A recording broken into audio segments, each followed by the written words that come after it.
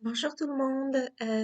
Ça fait un petit moment que je suis pas venue vous voir, mais en fait, il faudrait que les journées aient 48 heures, voire même un peu plus parfois. Je viens vous présenter mon quatrième recueil de poésie.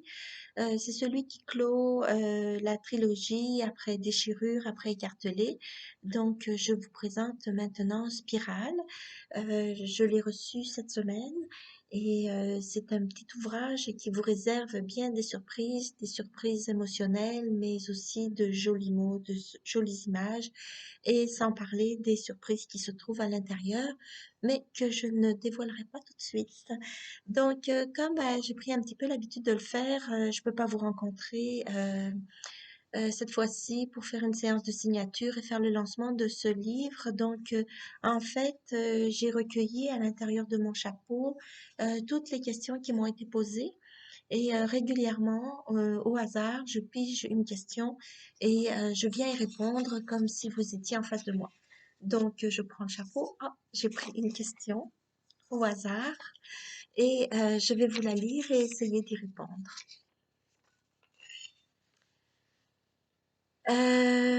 Alors la question est: à quoi le lecteur peut-il s'attendre lorsqu'il feuillette votre recueil? Ok.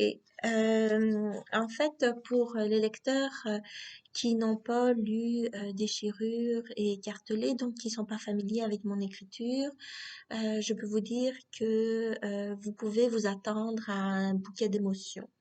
En fait, comme je le disais dans mes capsules précédentes, j'écris beaucoup avec ma sensibilité et puis je trouve des mots, des images, un rythme qui suscite et provoque les émotions. Le lecteur peut s'attendre à être reconnecté à ses propres émotions, à ses propres vécus aussi, mais il peut s'attendre à être parfois un peu surpris et puis surpris par les images que je vais donner et puis surpris aussi par le rythme du texte parce que j'écris en vers et mes textes sont des poèmes. D'ailleurs, j'aurai l'occasion de vous en parler un petit peu plus tard quand j'évoquerai mon écriture, mais le rythme que je donne à mon écriture à l'intérieur des poèmes peuvent tout s'allier à une certaine musicalité. Et j'ai d'ailleurs un poème qui a été mis en chanson parce que j'ai participé à un concours et le prix, c'était une mise en chanson.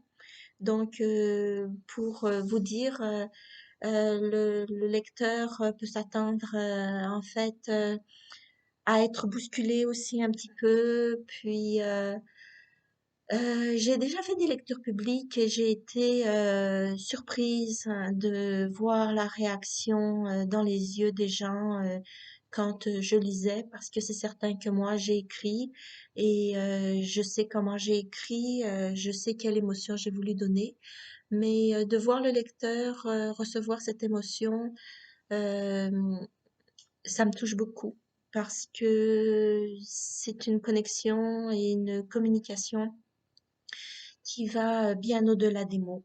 Euh, et c'est cette communication-là, moi, qui m'intéresse parce que dès que le mot sort, dès qu'il y a une communication entre des individus, la plupart du temps, il y a un filtre. Et je me suis rendu compte qu'avec ma poésie, ces filtres tombaient et que la connexion et la communication se faisaient à un autre niveau. Donc, le lecteur peut s'attendre à des surprises de lire une écriture peu ordinaire, parce que j'estime que mon écriture n'est pas tout à fait comme celle qu'on retrouve dans la littérature contemporaine actuelle. Et il peut être surpris par lui-même aussi à réagir à certains mots, à certaines phrases, à certaines images qu'il n'imagine même pas pouvoir ressentir. Et ces émotions-là vont probablement réveiller certaines imaginations, certains souvenirs.